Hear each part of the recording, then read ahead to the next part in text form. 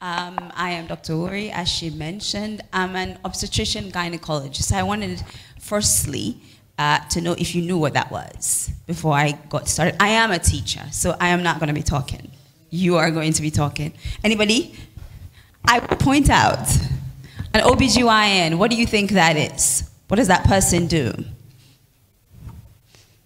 I am also an organ, so let me start with you. Do you have any idea? What does a gynecologist do? It's a doctor that specializes in healthcare of women and stuffs, both the internal organs and external. Yes, thank you. Give her a round of applause.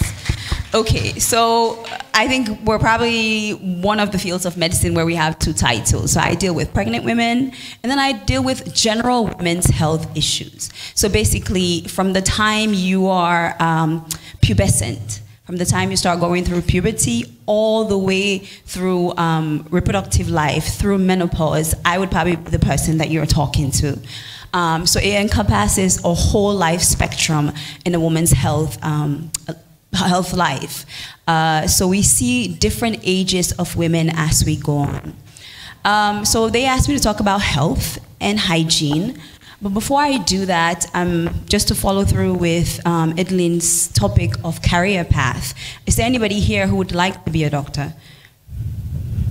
One, so quite a few. Okay, so the idea is not that you have to, as Phoebe say, you don't have to come from means to be able to accomplish something like that. It starts from you. Are you willing to put in the work?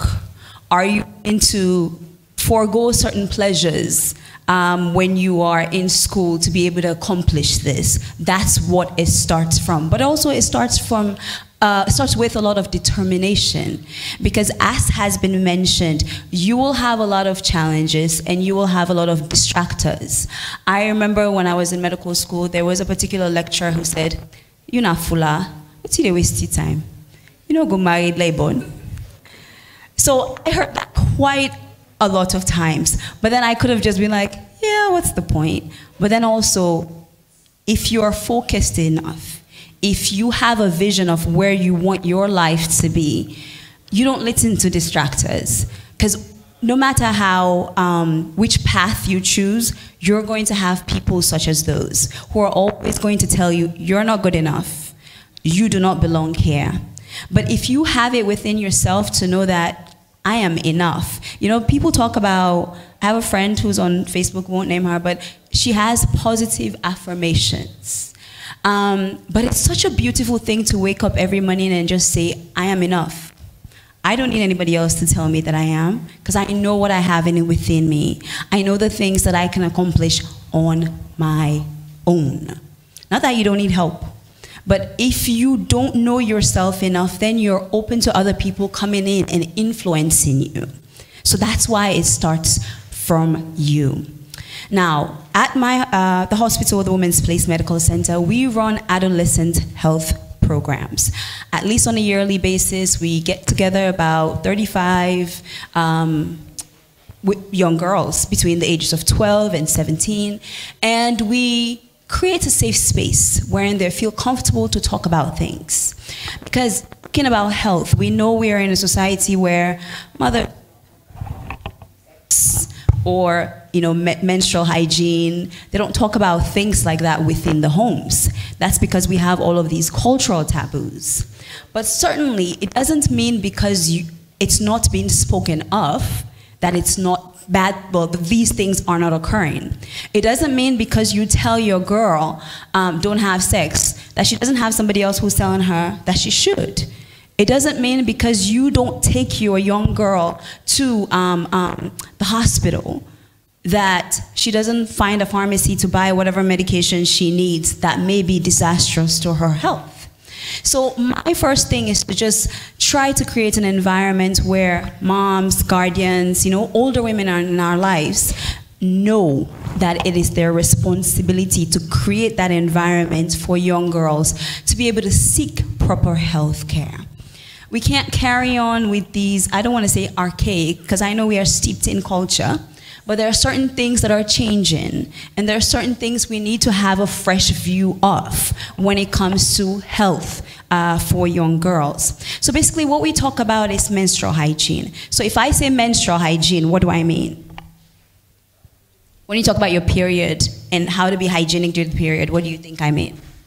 I think that basically means, like, you know, you have your ovulation cycle and the menstruation comes afterwards. So How do you take, how should a young girl take care of herself during her menses? well, you do use a pad or tampon, and you need to be cleaning yourself out. Okay. You want to give me another way? Well, to me, Yes. normally during my menstrual cycle, I don't take medicines because I think it's unhealthy. I normally do drink hot water, and I change my pads, just like what she said earlier. Thank you. Hold on to this one.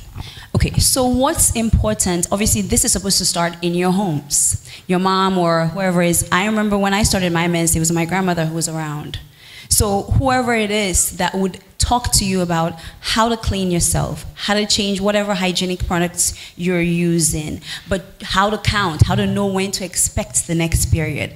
But usually, that's when that conversation about abstinence should be important. What do I mean when I say abstinence? Let me have this mic. What do I mean when I say abstinence? Anybody? Nobody? Okay, thank you. Like to stay away from something or like back off. Okay, so you're giving me the dictionary answer. I love it. Sorry, turn it off, sorry. Yes, so but when we're talking about is sex, specifically for this environment, that's what I'm talking about. Because as you enter puberty, your body changes, but your mind changes as well. So that little girl stage, you progress to that young adulthood stage. So that's when that conversation is so important for you to know that even though your body is telling you, I should do certain things, you should know, as Phoebe said, all the outcomes, potential negative outcomes of taking certain decisions. So that's why we advocate that you should wait until you're old enough to initiate in sexual activities. We know it's a normal part of life, but it's just a matter of when do you initiate. It's creating that environment where the older women in your life can be able to speak to you, so you also can be able to speak to them, because you're going to be feeling things, and it's always important to have a means of communication. It then also mentioned mental health. One of the things we talk about with these young girls is having a means of venting. Like I said, it's not just your bodies that are changing, your minds, the feelings that you have within you are also changing. So that's why I say kudos to those moms who do not feel comfortable having these conversations. They bring their daughters into the gynecologist's office, because then we are able to have these conversations in a safe space, and also hopefully equip these mothers so that when they go back home, that conversation can continue. It is not a one-time thing. So menstrual hygiene is important, very important. How many times should you bathe a day? I didn't get you. How many times do you think you should take a shower when you've started your period? I think 3 or 2 times a day. 3 times. I think most people do 2 times, at least in the morning and at least before you go to bed. Now, again, as you go into puberty, you sweat a lot. You start developing body odor. So all of those things should you should start using deodorants. You may start shaving. All of those things are important. And sometimes, if it's not passed down verbally, it's by example, which is why everybody needs like a mentor. You need somebody who can be able to guide you. It's not something that just clicks in your head, I'm supposed to do this, okay? Now, when it comes to you transitioning from, being a young girl to a young adult, one of the things also that we talked about, the other speakers have alluded to that, is just you being self-confident. Peer pressure is such an important thing. Can be good peer pressure, as Fabian said. Hang out with the people who you know motivate you. Hang out with the people who you know inspire you to do and be better. But if you think you hang out with people who smoke and drink, what will happen? You turn to a bad person. I don't want to use the word bad, but okay. But the idea is you will be distracted from whatever goals you may have. If you hang around, now let's be clear, especially you since we come from different backgrounds. You may see somebody with an iPhone that you also want. You may see somebody with fancy things that maybe your parents are not able to give you that you also want. And then you start looking for means to get those things. Now, in these, we've all heard stories about older men or whatever it is giving young girls money so that they can be able to engage in sexual practices. Now, what I want you to keep in mind is you do not want an unwanted pregnancy. What could happen if somebody were to get pregnant before they're ready? Well, come again. What could happen if somebody, if let's say a 15-year-old gets pregnant? Give me some of the things that could happen.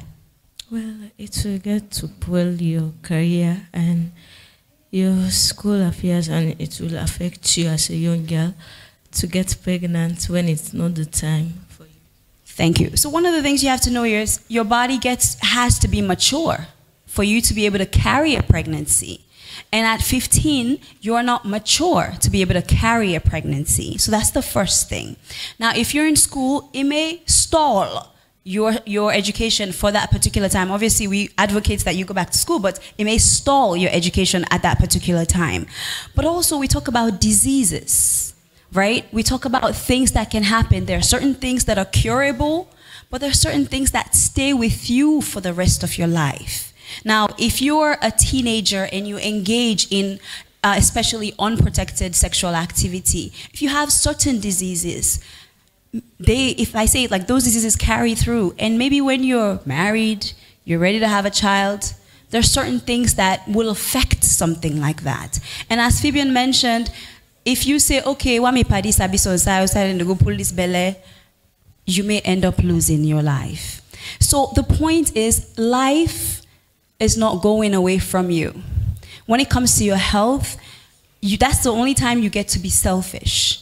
Because you get to know your body in completion. Because, for example, we advocate that young girls, women, they're supposed to be doing self-breast exam.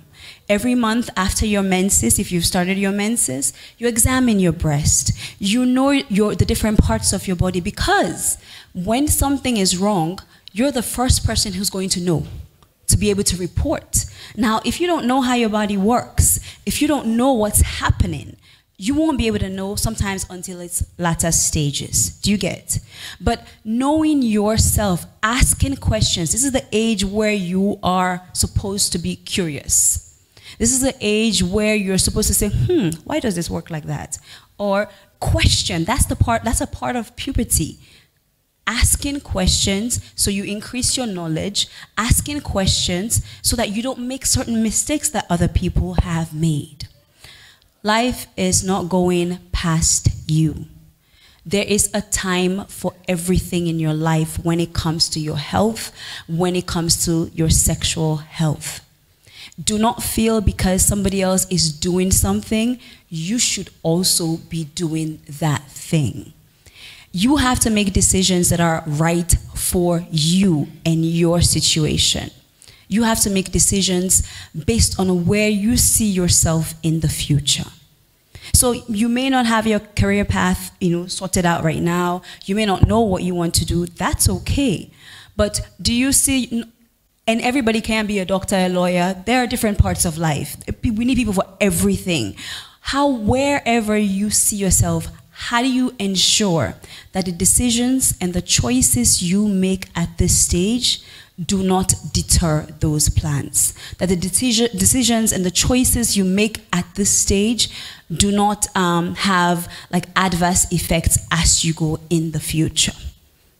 So when it comes to, if you want to be a doctor, there's nothing impossible. Don't say oh, my parents do not have money. There are scholarships. It's a matter of how do you want to apply yourself. When it comes to peer pressure, hang around the right people, people you have similar interests with, people you know that can make you grow and advance in your life. I think that's my message for today. Thank you.